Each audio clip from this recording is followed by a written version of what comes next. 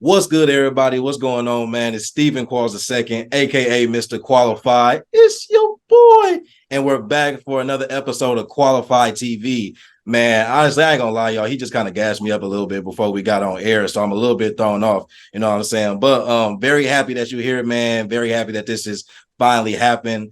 But man, let the people know who you are, what it is that you do, and then we're gonna hop right into the interview, like always, man. So yeah, go ahead. Aaron Ladd, appreciate you having me on, Steven. This is really cool, man. Been watching your work. Want to say that off air and on air. I'm Aaron Ladd, graduate of the University of Missouri. Right now, I work as a sports anchor reporter at KSHB 41 here in Kansas City.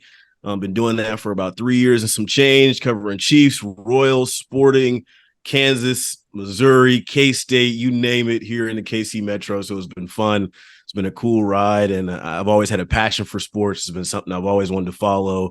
Was never a great athlete myself, so I had to figure out a way to be the middle ground of staying close to the game and that kind of thing. And it's been a really fun ride. I'm only 27, turned 27 earlier this year, so I got really good perspective on, the opportunity I've been given. Me and one of your former hosts or interviews, or Rashad Young is a really good friend of mine. All of us have Mizzou roots, so it's been really cool to be on this journey, man. And thank you again for having me. Of course, no problem, man. Thank you for being here, man. Yeah, we'll jump right into it. So, it's like, so not being the best athlete. Where did that passion for sports start? Was it just being around the sport? Did it come from a parent? Did it come from playing and just realizing I'm not good, but I want to be around it? Where did that kind of passion start from for you? I think I've always been a competitor, right? Like, even if it's board games, or like we played Scrabble growing up, or like if it's dominoes, or like whatever it is, I wanted to win. So sports, of course, is like natural competition. Like middle school, high school, once you start getting into that, like you start realizing like, oh, these guys are like actually athletes. Like people are actually going to go on to play sports later. But I was on teams. I will say that I was on basketball, baseball, and football teams. Always had the cleanest jersey after the game. So I knew eventually, like, I was going to have to figure out a way to, like, how can I stay close to the game, but like not be an athlete? So for my football days later, it was like diagramming the plays and figuring out what would work, the game plan. Like I was almost amateur coach a little bit. Like I played that part. And then eventually I joined the school newspaper, became the sports editor-in-chief my senior year, and really figured out the ins and outs of how that business worked. And really, to be honest with you, I thought that was going to be my career path. I thought I was going to be like a writer. I always saw myself as somebody who was going to be, on the ground level of like, this is what a team does every day. This is the in and outs of like injury report and that kind of thing. And the TV thing just kind of sprung on me. But yeah, never a great athlete. I had no doubts that I was ever going to be a professional. No, that is. I mean, at least like at least you got to. Everybody finds out at some point, right? Like, of course, absolutely. Everybody finds out. You know the difference when it's like, yeah, like you said, these guys are probably going to go do this for a living. Probably not going to be my calling. No matter how good I think I might be. Rec good is different than professional level, collegiate level, all of that good jazz. But no, you talked about that experience and opportunity with the school newspaper. So a lot of people kind of get started there, or at least that's their first kind of foray into, getting some experience. So just talk a little bit more about some of the specific things that you learned with that opportunity, and what are some of those things that you kind of are still carrying with you that are just really monumental, and kind of how you learned to be a reporter or even journalist, if that's what you considered yourself at the time.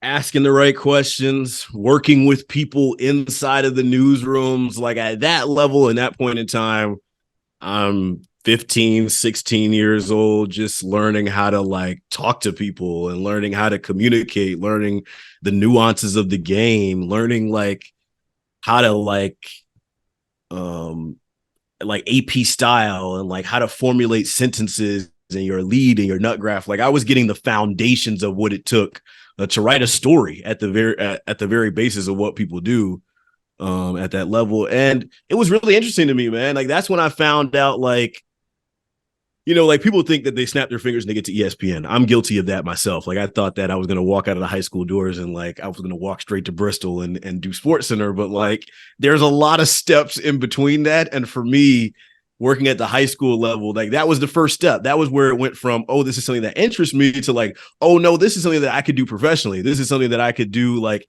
and make money from. This is something where I could like hone in on like something that interests me and like the uniqueness of I went to Parkview High School. I'm from the Atlanta area originally. So like they had a really strong baseball powerhouse. Like they went to baseball states pretty much every year. And I remember one of the big things that I wrote up at the time was like, what made them a successful baseball program? And I was comparing it to Bill Belichick and kind of some of the dynasties that he had and like, you know, like very basic level of understanding journalism. And I knew once that was something that I stuck with, and that was something that I still spent time with. I was like, okay, like this is actually something I want to continue to do and see how, kind of like sports, see at what point, you know, I find out that like it wasn't going to work for me again. Yeah. And, you know, I've still been riding with it ever since. Yeah, no, that's real, man. And you brought up a great point. That intersection of something I'm interested in and something that I want to pursue. Because like you said, whatever you pursue, that thing has to make you money. And then ultimately past that, I would think that most people want that thing to also be fulfilling. Is that always the combination that you get? No, but that's ideal. So speak to that a little bit more in regards to how you navigated that intersection or how you still navigate it when things come up. This is something that interests me. I can maybe try my hand at it, but what's that real difference maker for you when it's like it goes from interest to, okay, I can actually pursue this and I can either get fulfillment or resources, sustainability in the sense of being able to take care of yourself, if not both? How do you what's your discernment that you use when you kind of face situations like that? That's tough because I think also kind of similar to going like I was going to snap my finger to get to ESPN. I thought immediately as I got into journalism, like, oh, I'm going to cover pro sports. Like I'm immediately going to jump in and like, I'm going to cover the Chiefs or I'm going to cover like professionals. And it's like, nah, like my first beat was covering high school volleyball. Like your first introduction to the game is like, do you really love this? Is this something that like, you know, I wasn't naturally interested in high school volleyball at the time, but I had to find a way to make it not only interesting to me, but also to the audience and the readers. So I found out that not only was I interested in involved in like sports, but it was really storytelling. And even deeper than that, it was people. I think at the very core, I'm like a people person. And like sports is kind of just the vehicle and the lens to like meeting people or like finding out why they do things or like why they're interested in things. Like anybody can go on ESPN and click on stat sheets and find out how many yards Lamar Jackson threw for or how many yards Patrick Mahomes threw for. But like, I think the things that really connect with our audiences are like things that make things interesting is like the why or like things that like go beyond just the X's and O's.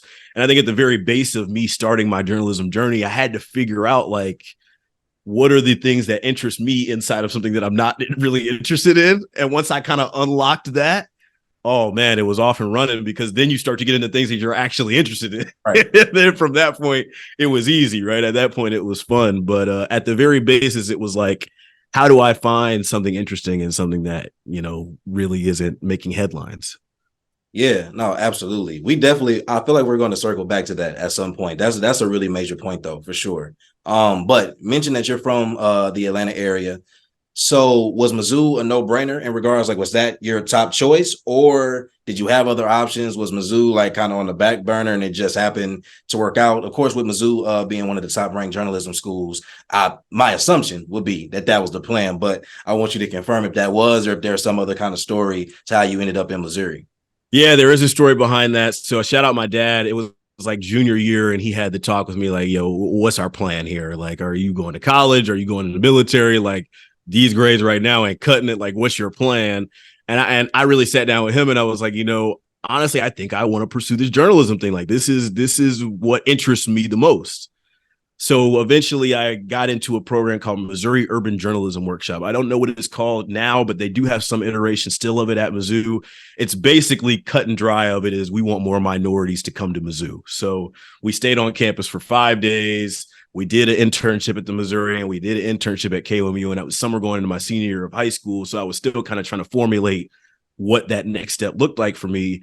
And I kind of fell in love, man. They basically sold us the pitch of, you know, if you want to be a professional journalist at the highest level, you come here because this is where all the greats have come. We have all the resources. We have the ability to give you the hands-on learning and all the stuff you need to know if this is something that you're really interested in. So from there on out, Mizzou was the only school I applied to. I looked at the very bare minimum application standards to get in. I got all the ACT scores and everything. So it was me. Mizzou was it for me the whole way. And I give Mizzou a lot of credit because they didn't sell me a bad bill of goods or anything. Like they gave me exactly what I think some people go there and think that it's just going to do everything for you. I don't want to say that. It's not it's not a freebie ride or like a brand name where you put it on your resume and it does all the work for you. Like you have to do a lot of the same work. And I got challenged a lot in my time at Mizzou to figure out if this is something I really wanted to do. I definitely give Mizzou a lot of the credit for sharpening me up, like taking me from a kid who was just interested in journalism and like had some of the tools to actually like putting all those tools in my toolbox and sharpening them up so that when I came out of Mizzou, I was able to kind of cut the line a little bit and get to where I am now. But you spoke a lot about your experience with the School of Journalism, and when I came in originally, I was in journalism as well. So the Missouri method is something that, at least in practice, I'm familiar with. I didn't stay in the major long enough to apply it. But I wanted to ask you, digital storytelling as a major was introduced, I want to say our sophomore year, about 2015, if I'm not mistaken. Was that ever something that piqued your interest? Was it ever something that you looked into? Did you ever consider potentially changing to that major? I know a lot of people from journalism kind of transitioned into that. And I think it might have been the people, I think it was one or two people. Either it was people who realized that the reporting and the writing aspect wasn't the lane they were into, or it was people that maybe entered and thought, oh, this top school of journalism, like that alone is going to do it for me. And the work maybe became a bit too much. And I don't say that with any kind of disrespect, because it is a very rigorous program, but it may be a situation like that where they went in, had that misconception, and then found digital storytelling and found it to be maybe more their lane, maybe even a bit more flexible in what you might have been able to do, because the Missouri method in itself is very strict, to a degree. So was that something that you ever considered? And then how do you feel like the aspect of digital storytelling even just falls into what you do now, or even what you were learning when you were at Mizzou? I didn't look at digital storytelling. I wish I had, to be honest with you. I was in the very strict and rigid. My specific degree is in sports broadcast, television, radio. So it was, I got in that lane and I never really veered out of that lane. And I feel like I could have benefited from a little of the experience in the other disciplines. Like I look at my, convergence is what they called it at the time, convergence friends and digital storytelling. Like I feel like they really got, I like to call them tentacles, right? Like in journalism, now you can't just be a TV anchor. Like you also have to be someone who does podcasting, who does radio, who does social media. Like you can't just be rigid in your one form. I think Mizzou tried their best to kind of get us as much work in those different disciplines, but it's extremely traditional in how they see the TV side of things with how they do KOMU. I won't pull any punches, Stephen. I was not the best student, man. I tell people this all the time. Like Mizzou was the only school I applied to, and I only got in because I was the bare minimum. And then when I got into Mizzou, I was pre-J to even get into the J school, had to appeal in after my sophomore year. Like I was not the star student, top of the class, but I don't know, man. I knew this is something that I wanted to do. I think it's part of it. I think I had a lot of good support around me. I want to shout out my parents. I want to shout out a lot of the resources at Mizzou, because they helped get me on the right path and straighten me out when I was kind of going different ways. But I think a lot of it is just honing in on something that that you're special at and that you have passion about. I knew I wanted to do this sports TV thing since I saw Stuart Scott on Sports Center, man, and his swag and the way he was delivering it and his confidence and how black he was, just out frontly, like just unapologetically, as they say. Like I wanted to do that, and the grades and all that, it worked its way out, right? Like, Mizzou gave me the start, but it was tough. It wasn't easy at all times. Yeah, no, I definitely feel that. And I think that, for the majority of students, that is college. You see a lot of people that breeze through high school, and college is just a different beast. And I don't think it necessarily has to do with, it definitely doesn't have to do with one's intelligence. I don't think it's a measure of how smart a person is. College is just a different beast in all levels. Like that environment as a human is already a huge adjustment. So don't be in a program that's extremely rigorous or strict or whatever the case may be. It's just a double whammy, you know, in that regard. So I definitely hear that. What would you say would be your biggest takeaway from your time at Mizzou and your time in the School of Journalism? Being uncomfortable. Don't be afraid to get uncomfortable. I'm from the Atlanta area. I don't have any siblings, didn't have any connection to the University of Missouri whatsoever. My dad went to Morehouse and my mom went to Dillard, both HBCUs. They looked at me when I said I wanted to go to PWI and the University of Missouri. Like I had three eyes, two heads. Right. But I needed to be in a situation where I could. There was no safety net. There was no fallback. If I was really going to pursue this dream and wanted to be Stuart Scott and wanted to be at ESPN and I wanted them to hire me right out of high school, I needed to prove that I could go to the world's best journalism school and hold my own and learn some things and make some mistakes and grow from it, push through it. My sophomore year, we had the hunger strike. I had my parents calling me, "Yo, is everything all right out there? Yeah. You sure? Did you make the right decision? Or you all right?" No, I'm good. This is what I'm doing. This is what I chose for myself. This is the dream. This is what I want to do. So getting uncomfortable, man, there's no shortcuts on a place we're going to. And for me, going to Mizzou was not the easy choice. There was, of course, times when I didn't think that it was the right choice, but I think for the biggest takeaway, I got uncomfortable. I remember leaving, and this is ironic. I remember 2018 graduating from Mizzou and being, I'm never coming back to Missouri. I'm done. I had a job in Myrtle Beach at the time. When I crossed the state, I told my parents I'm never coming back to the state of Missouri. 2 years later, I was back in the state of Missouri. So it's like, you know, you never know, right? Be comfortable being uncomfortable. Yeah, no, that's real. That's real sound advice. But no, that's perfect. Perfect segue. So, what was that first opportunity in Myrtle Beach right after graduation? How did you get that position, and then what was that position like for that couple of years? I give Mizzou a lot of credit because senior year they almost car wash us through. We're sitting down with television execs, people who are talent recruiters, and people who are looking out and hiring for these positions. And my first job was with WMBF, which is the NBC station in Myrtle Beach. They were originally owned by Raycom when I signed with them. They're now a gray media station. And I had a couple offers at the time. This may be lead back to something we talked about a little earlier about following your choice. I had a job or an offer from a job that was in a higher market or a market with more TVs, but it was only news. They didn't want me to do any sports. It was only a news job. And then with Myrtle Beach, they were going to give me the opportunity to maybe try sports a little bit in addition to being a news reporter. Because as we mentioned earlier, you know, there's no way to go immediately to pro sports unless you're Ian Eagle or, you know, Scott Van Pelt, right? Like you got to earn your stripes somewhere. So I took the bet on myself, man. I say, you know what? I'm going to go to Myrtle Beach. I'm going to try something new. I'm going to figure out if it works for me, if this dream, if this thing that I really am into and this thing that I tried so hard to do, if this is right for me. And I spent a year and 9 months in Myrtle Beach. Our biggest beat was Coastal Carolina University, the Chanticleers. Shout out the Teal Turf out there. I was doing a lot of reports out there. We had the Myrtle Beach Pelicans, which is a Cubs affiliate, minor league baseball, high A ball. And we did a bunch of high school coverage. And that was my first professional job in journalism, making $30,000 a year in a studio apartment, living the dream, thinking that ESPN was going to come for me the next day.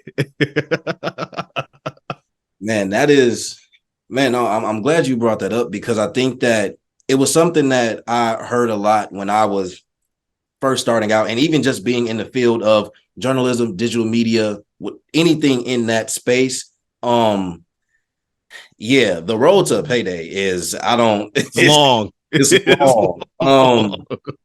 Man, how important is the love and passion for the art of storytelling, telling the story of others, getting the right information to people, getting the right message across? How important is that to being able to be sustainable and keeping yourself in this field when you may be getting underpaid essentially for arguably the majority potentially of your career? How do you personally navigate that aspect of the industry?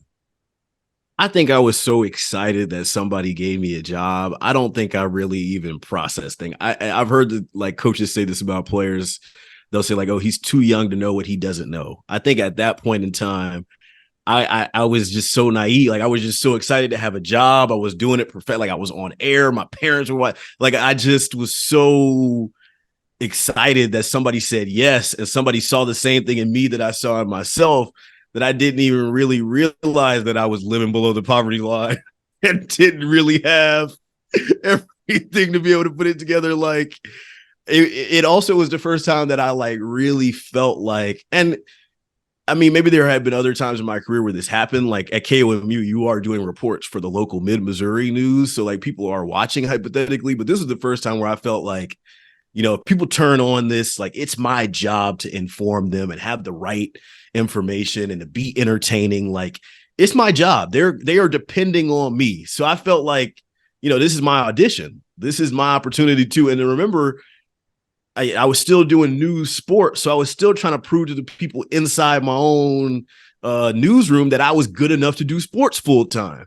Right. And I think, I look back on Last Dance, a great documentary, Michael Jordan, like he always invented these chips on his shoulder and like ways to like motivate himself and that kind of thing. Like that was me, right? Like my own news director doesn't think I'm good enough to do sports. Like I'm gonna show them why they're wrong.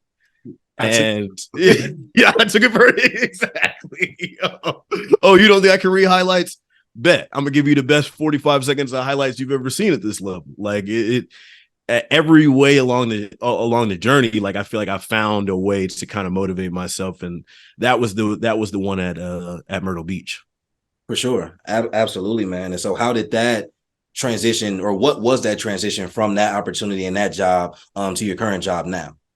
Let's go real inside baseball. So I signed a 2-year deal in Myrtle Beach. We work in contracts in local TV. Okay. Signed a 2-year deal in Myrtle Beach. And around the time that I was leaving, I just wanted to get better. I wanted to get more comfortable in front of the camera, wanted to be more conversational, just improve. So I went to a talent coach, and she said, in addition to her talent coaching, she was also an agent, and she was going to kind of like float my stuff around with some of her friends to see if maybe they would be interested in, hiring me at a higher level. And we kind of mentioned this briefly earlier in the pod, but I'll break it down a little bit more.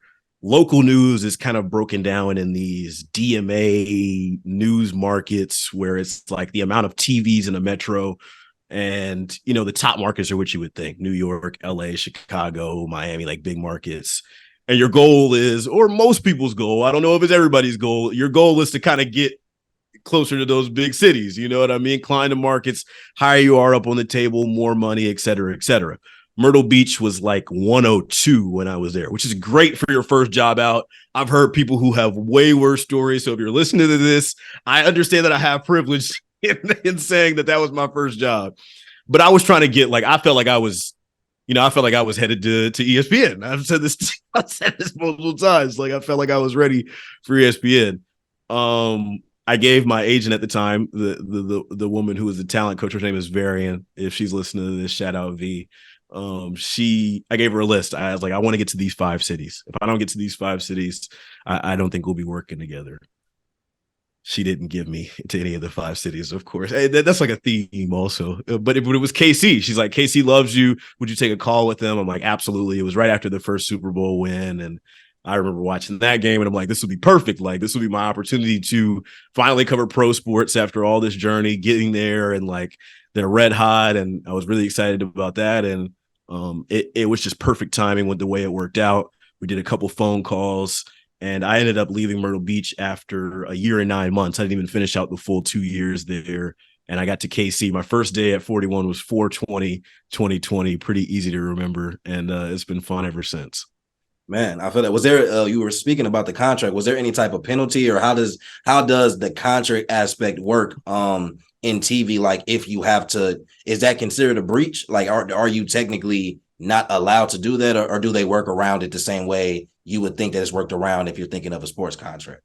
I had outs at the time, and this is very specific. If I have some TV media friends that are listening, please negotiate for outs if you feel like you want to go to a market specifically, or if you feel like you can bounce a little early. Like always try and get outs. I had market specific outs for a top 50 station. We're talking about DMAs, and they're ranked every year. Myrtle Beach was 102, Kansas City's 32. So it fit into my outs in that situation. So no breach, no payout, no nothing. I know people who have had to do that, which is that route as well. But it just kind of worked out. And that was one of those things where I felt like it was even better because I didn't have to breach or anything like that. It was kind of meant to be. I kind of laughed because of what I said earlier about never going back to the state of Missouri, and there KC was calling, and I was so excited to take the call. Like when I heard KC for the first time, I just knew that I knew it would be a good fit because of where I was in my career, where the Chiefs were. I don't have to mention the Royals and that kind of thing, but it was just like, it was just perfect for like a city on the rise, a lot of eyeballs on it. Mahomes was just now kind of captivating the world as far as like, what is his ceiling as far as what this team could be, him and Andy Reid. I just knew Casey was going to work right away. And 3 years in, it's been a dream, man. I can't lie. Yeah, man. Talk a little bit more about covering probably the most popular team, arguably, in the Now NFL. that Taylor Swift is in the fold, man. This is my God, this is insane.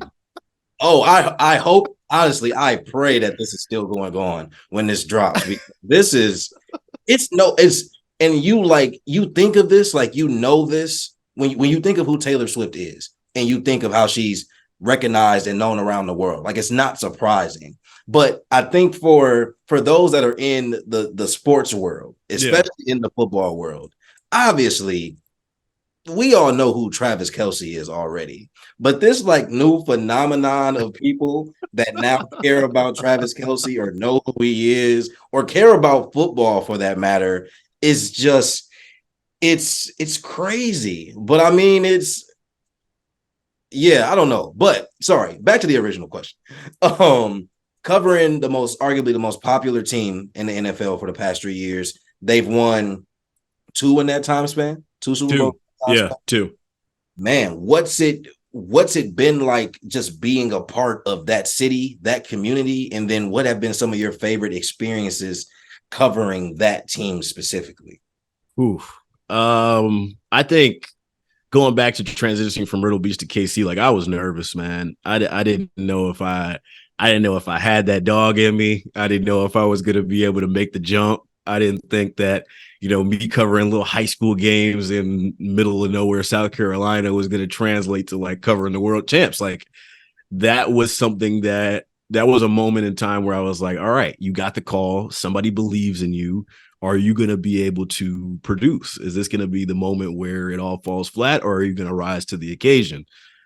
I think covering the Chiefs, eyeballs, you talk about personality.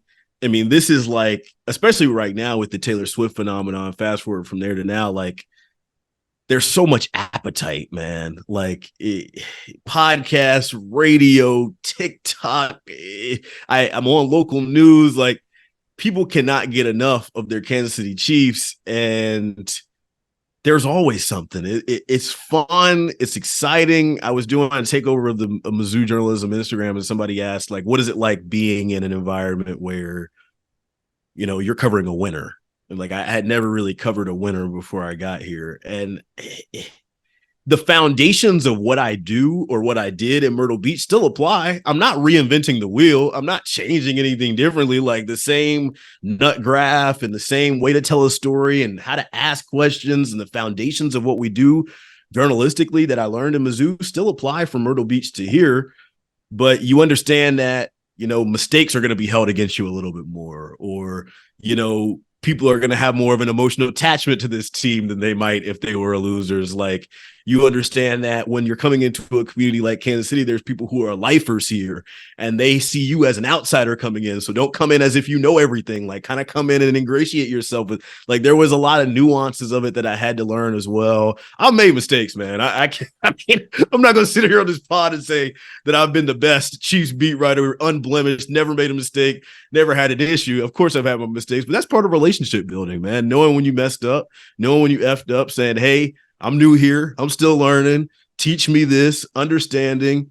I think something that's really helped me is my age. Most of the guys on the team are around my age. I mean, Pat is my exact age. I went to Mizzou with Nick Bolton. So like that is one of the big benefits is like, oh, y'all listen to Rod Wave too, or oh, y'all like it's like these old white guys that are in the press room would be like, I have a leg up on them because the players in the locker room look like me. They think like me. Their social media timelines look like me. So I learned very early to use that to my advantage. I think one of my best traits on the Chiefs beat is not always sticking to X's and O's. I think I touched on that a little bit earlier. Like knowing when to have fun, knowing when to be light, knowing when to talk about stuff that's, adjacent to the game that maybe not the casual fan cares about a little bit more than like the hard-nosed football fan.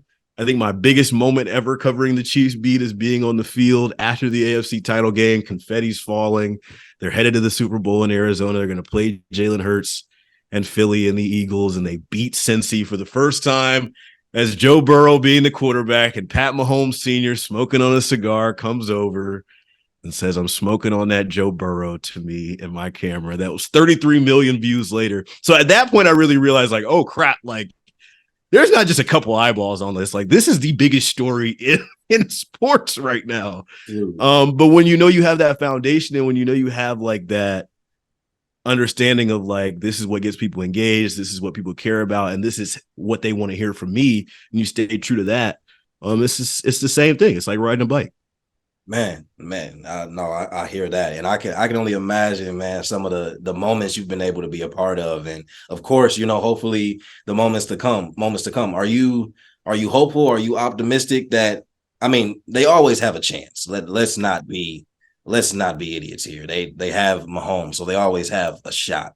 But I'm optimistic about them getting back to the big game this season. I think the crazy thing is under Patrick Mahomes, the floor is the AFC title game. He's never been less than the Final Four. So I'm just judging him based off of what he's shown us. So I expect him to get to the AFC title game at the very least.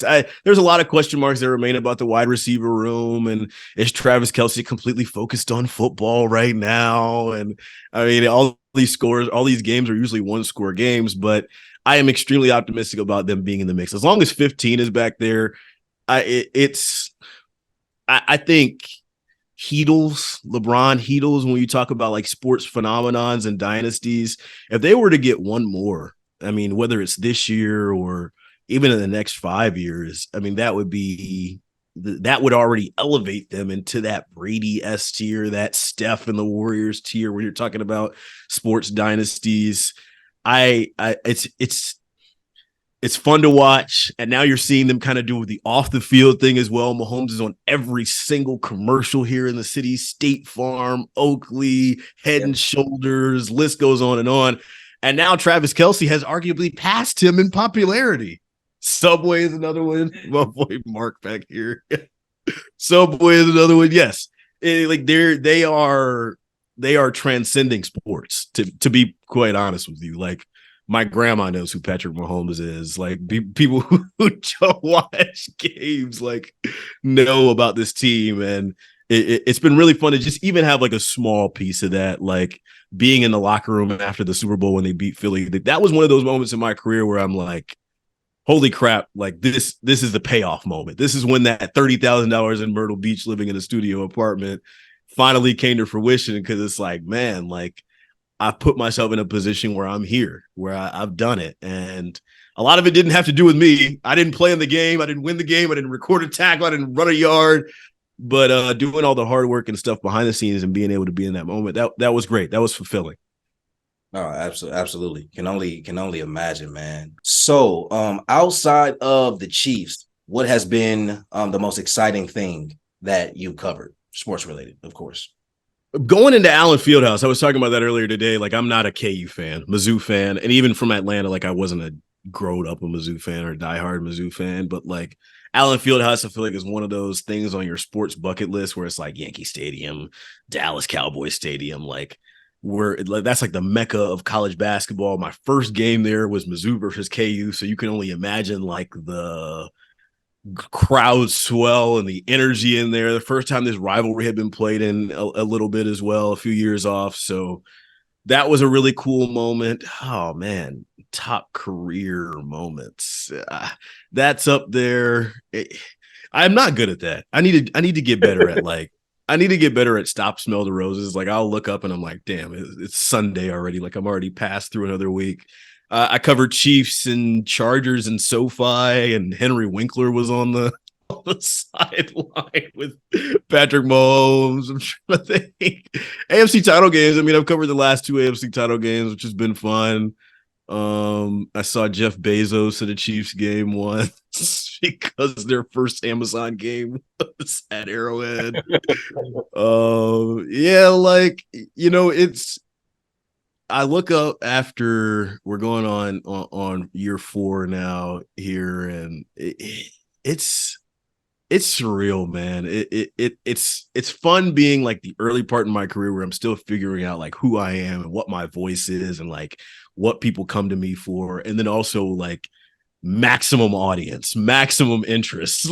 Like it's the perfect it's just like this really fun dichotomy. Like I can only imagine like part of me also does want to like figure out who I am when nobody is looking and nobody is watching, but it's been fun to like kind of build the airplane in the sky, if you will. And I've had a lot of fun with it, and can't wait for what's next.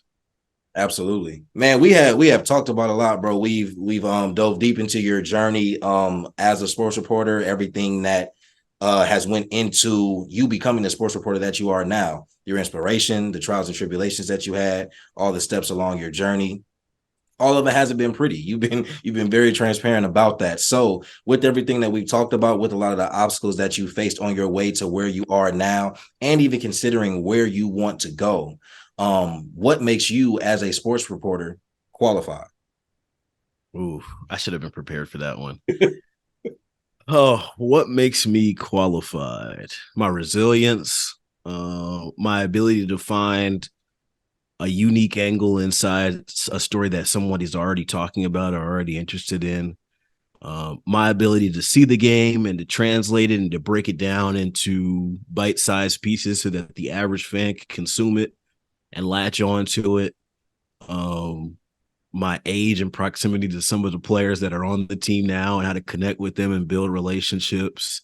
Not having a traditional book smart upkeeping, like kind of having to scrounge and kind of scratch and claw and have the underdog mentality in the classroom and translate that into the newsroom.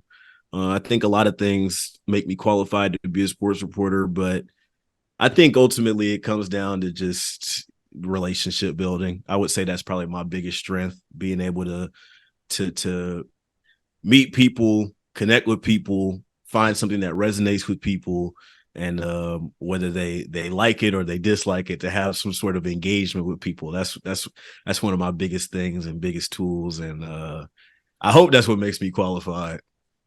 No, man, definitely. There's a lot more, but I love having people answer that question for themselves. One, to get themselves some flowers, because we often tend not to do that. Yeah. For the people that are watching, man, I always say you never know who's watching that, is in the shoes that you were in, a few years ago. And sometimes people really just need to see somebody else say, I was here, I got here, it's possible. Like That's sometimes real. really, Yeah. it does just take hearing that, or seeing that story to really keep people going. So that's why I always got to ask and end the interview with that question. But man, thank you so much for taking time out of your soft life to come on the pod. No, I appreciate it. But man, definitely let everybody know where they can follow you, where they can find your stories, where they can find your work, all of that good jazz. Just plug anything you got going on. Yep, I'm Aaron Ladd TV on X currently, and I'm Aaron Ladd 0 on Instagram. If you're here in KC, KSHB 41 is the NBC station here. We're the official home of the Chiefs. We've got 2 more games in our network coming up, the Broncos and the Packers. I will actually be in Green Bay in December for that one, so I'll have to send some love your way for that game as Patrick Mahomes dances all. Also, arrowheadpride.com is where you can find Chiefs Coast to Coast, which is our Chiefs podcast. It publishes every Thursday in your podcast market. Man, really appreciate this. I forgot the pack. Yeah, I'm gonna be in Lambeau, man. Lambeau in December. Nothing like it. Nothing like it. Yeah. Bring your big coat. Bring your big coat. You know what I'm saying? I'll be ready. I'll be ready. For sure. Well, all right, man. Make sure y'all go follow him on everything that he just said. Make sure y'all tap into this entire interview. He's dropped a million gems. If you are in the journalism and the sports reporting world, there's so much to take away from this. If not, he dropped a lot of life gems too. You just got to be listening to the right things. You know what I'm saying? But man, until next week and until next episode, I catch y'all next time. Peace.